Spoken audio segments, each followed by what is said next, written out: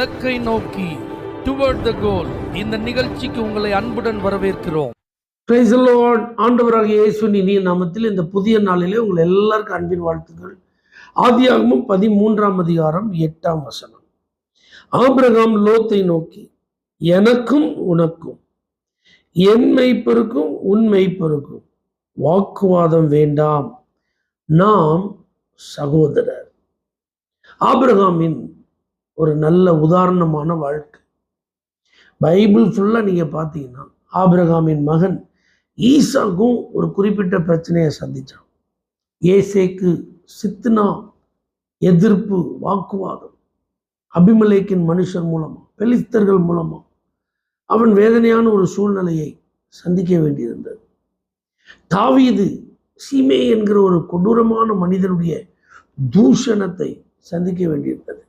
மோசே தன்னுடைய வாழ்க்கையில சில மனிதர்கள் கூடி அவனுக்கு விரோதமாய் எழும்பின போது அவன் சந்தித்த சூழ்நிலைகள், அவனுடைய சொந்த குடும்பத்தில் உடன் பிறந்தவர்களே அவனுக்கு விரோதமாய் எதிர்த்து நின்ற சம்பவங்கள், இது எல்லாத்தையும் நீங்க திரும்பி பார்த்தீங்கன்னா அங்க பிரச்சனையை எப்படி சால்வ் பண்ணலாம், அந்த பிரச்சனையை அடுத்த நிலைக்கு கொண்டு போகாமல் இருப்பதற்கு என்ன செய்யலாம், இவைகளை தான் நம்ம அங்க பார்க்கலாம். இங்க ஆபிரகாம் பாருங்க, நீனும் நானும் வாக்குவாதம் பண்ண வேண்டாம், ஓ மெய்ப்பர்களும் என் மெய்ப்பர்களும் வாக்குவாதம் பண்ண வேண்டாம், ஏன்னா நாம் சகோதரர்.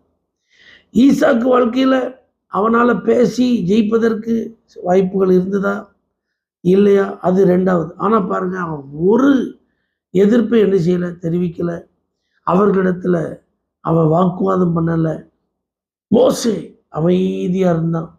தாவீது கர்த்தரே அவனை அனுமதிச்சிருக்கிறார், அவர் நீதி செய்யட்டும், நியாயம் செய்யட்டும் அப்படின்னு போனான். இதெல்லாம் பைபிளை நம்ம ஏன் பார்க்குறோன்னா, நம்முடைய வாழ்க்கையில நாம எதையாவது செய்ய போறோமா, கர்த்தர் எதையாவது செய்யறதுக்கு இடமளிக்கிறோம்.